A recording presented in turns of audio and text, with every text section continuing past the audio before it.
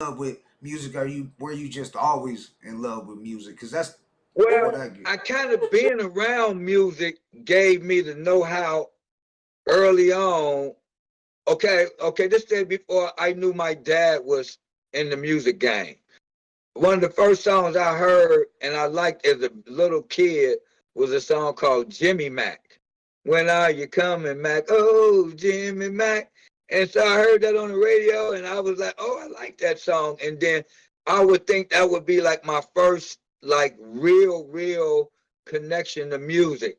And as I started to like music, and when I knew I was that something about rap came upon me when they had the Sugar Hill Gang song, Oh Rapper's wow, Delight.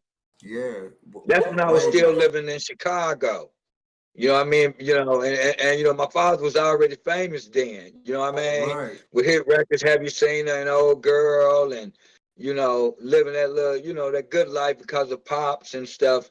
And so yeah, and then I wound up coming to California on vacation, and Catherine Jackson, the Jackson Five mother, told my moms to bring us over there so they can have some time to enjoy themselves. So we wind up going over there, staying the whole vacation with the Jackson Five, and when I was saying to myself, "Oh, I'm gonna move here when I get big," having the opportunity to stay with the legendary, Jackson Five, Michael, Randy, Marlon, playing with their Gemma Shepherd, Bolo, and Janet, playing with her, ride with them to drop them off at school, and having Joe's brother Jack teaching us how to ride the little mini bikes they had, there at the little mansion they lived at up in the little hills up in California. I don't know where it was at. All I know is way up in the hills.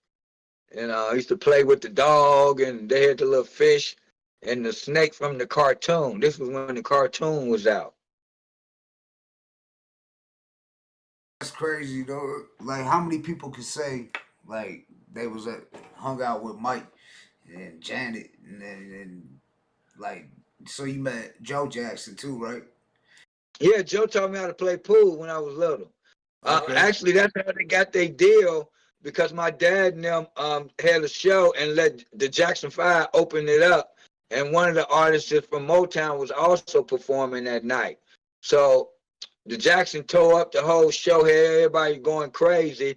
And the guy from Motown, right, was like, "Who is that?" And my uncle Marshall called Joe in and introduced Joe to the guy who took the tape to Barry Gordy.